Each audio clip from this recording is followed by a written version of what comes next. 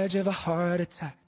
Any second now I'll go right back, right back to blaming it all on you somehow. Cause I can't face the truth out loud. You're happy